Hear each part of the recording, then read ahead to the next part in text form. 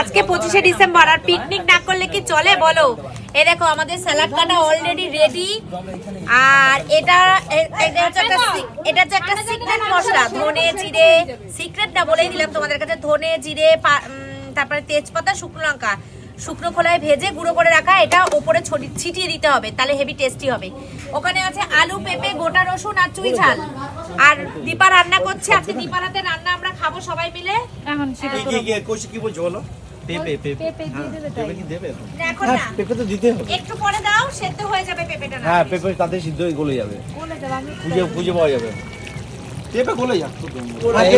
পিকনিকের টেস্ট শুরু হয়ে গেছে, একজন টেস্ট করছে। কেমন হয়েছে গো? খুব ভালো হয়েছে। ভালো হয়েছে। আর আজকে তোমাদের দেখাবো একজন আমাদের বিশেষ লোক রান্না করছে, এই যে কাকু। দেখো অ্যাকচুয়ালি কষিয়ে রান্না করছি, জানো তো? কষিয়ে রান্না করছে। আমি রান্না করছি না, রান্না করছে দীপা। আমরা তো দেখতে পাচ্ছি তোমাকে হেল্প করছে, আমি হেল্প করে দিচ্ছি আর কি। হেল্প করছে। আমার হাত ব্যথা হয়ে গেছে তো লাড়তে তাই একটু কাকু মেরে দিয়েছে। তার মানে কাকুর একটু অভিজ্ঞতা আছে, নাহলে হেল্প করতেও পারবে না। কাকু হেভি রান্না করতে পারে তো।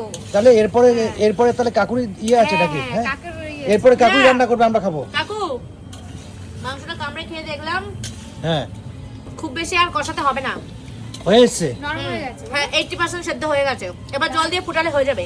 আর এইভাবে করলে তো দুদিয়ে ভালো হবে না। এই দেখো আবার দই দিয়ে দেবো? একটু পরে হ্যাঁ কাকু জল দেবো কখন? তো তার আগে এখানে কিন্তু মাংস সিদ্ধ হয়ে যাবে। কাকু একটুখানি জল দিয়ে, কাকু অল্প করে জল দিচ্ছে আর কষাচ্ছে। রান্নার স্টাইলটাই কাকুর অন্যরকম। কাকু তুমি কোথায় শিখেছো এই রান্না? আমার রান্না করার অভ্যাস অনেক। কাকিমার কাছে। না, আমার মতো রান্না কাকিমা করতে পারে না। কাকিমা শিখেছে কাকুর কাছ দিয়ে, তাই না?